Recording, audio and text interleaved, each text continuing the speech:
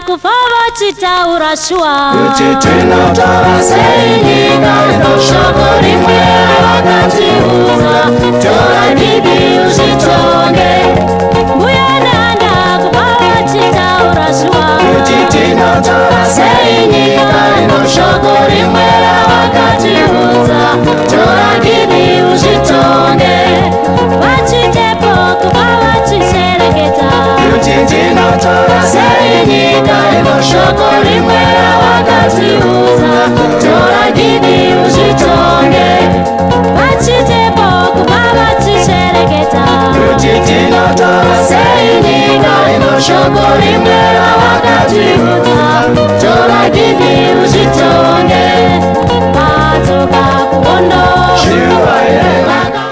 For the benefit of those who don't understand Shona, I'm going to use English in this video so that we can move together and we can understand what I'm talking about here. Today we want to talk about executive powers. What power does President Emmerson Mnangagwa have? Without you, as the people of Zimbabwe, without the parliament, without the cabinet, him alone, he holds executive powers. My name is Deejay. The name of the platform is 0.5 Creative Studios. If it's your first time here, please hit the subscribe button and the notification bell so that you don't miss out on any exciting content uploaded.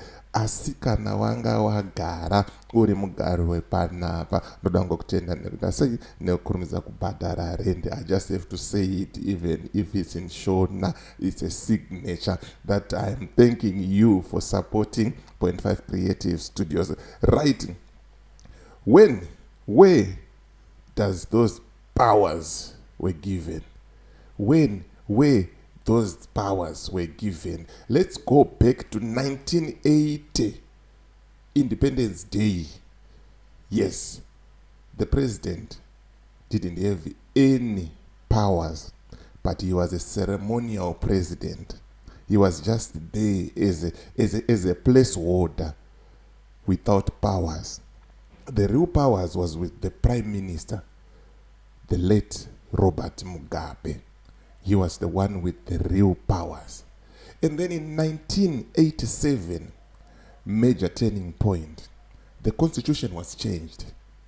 The office of the Prime Minister was dissolved, and the president was given executive powers, full power.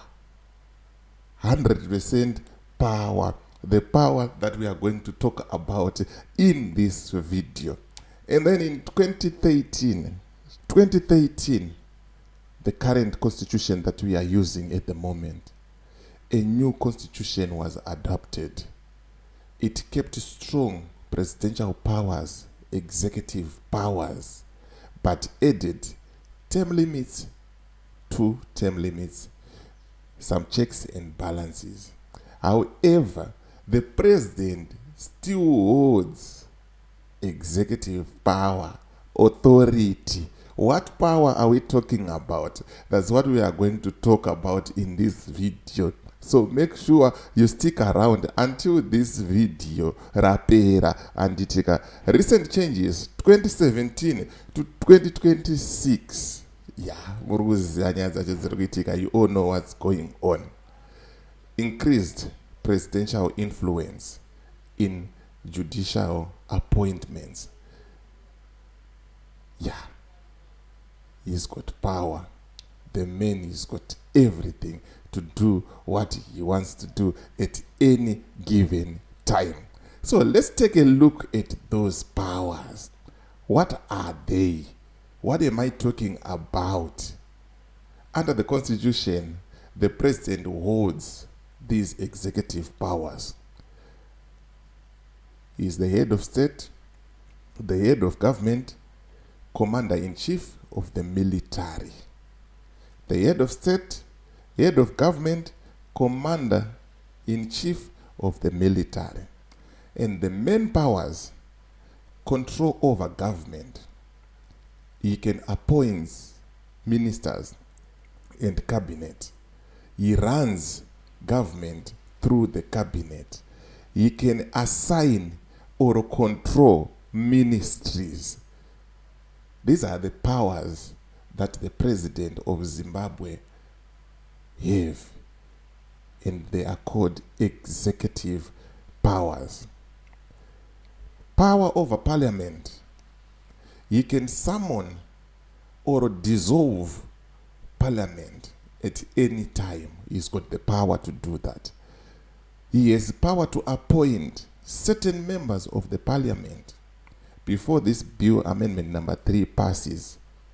Once it passes, you will have the power to appoint any MP, any member of parliament. And he has got the power also, he will have the power to fire them at any given time. He has got power over the judiciary. He appoints judges and top legal officials. He has the power to do that. And then in security, he is also there in security, because once you give yourself power, you have to make sure that you have 100% power so that no one will tamper around with your power. Security powers.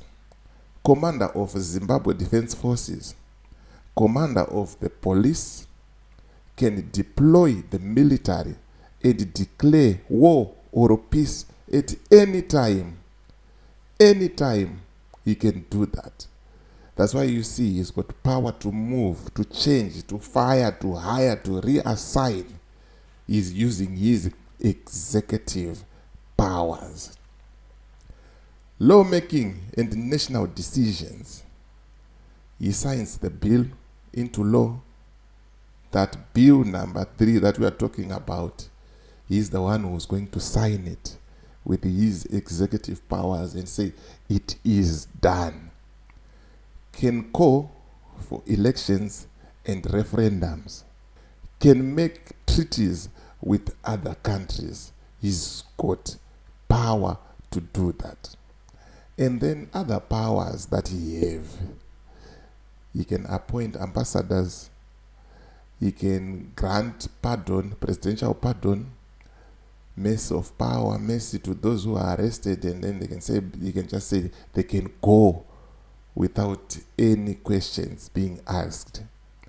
He can give the national honors to anyone, like what he did to his wife. He is exercising, he is flexing his powers. So I'm sure by now you know what we are talking about. So whether we vote yes or no, it's still the same. He still has the power to do whatever he wants. It's just formality that we are going to vote. It's just formality, but we know the kind of a person we are dealing with, the kind of power that he has. I'm not saying you should vote yes, no to Constitution Amendment Bill number 3, because you won't have power to select the president. The MPs will have power to select the president, and the president will have power to fire the MPs who selected him. You see, he now have 150% power. Okay, let's say for example, we want to say yes to bill number 3. We can say yes, term extension, let's go, but let's strip some of these executive powers. Let's make our judiciary system independent. The president mustn't have influence in that. But one thing that I'll tell you, our MPs, they don't know about these things. Or they know, they just want to benefit for themselves. Like recently, they will be given 10,000 each, the MPs and the senators. They'll be given 10,000 each. So, what are we going to do as the people of Zimbabwe?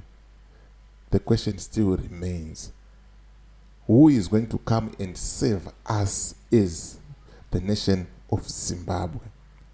The question still remains, when are we going to say enough is enough? We are tired of this dictatorship. The question still remains. The man has got executive powers. So, the takeaway of this video, Zimbabwe president is one of the strongest executive role in the region because he controls the government, influences the parliament, appoints judges, commands the military. That's President Emmerson Dambudzo Mnangagwa for you. I don't know.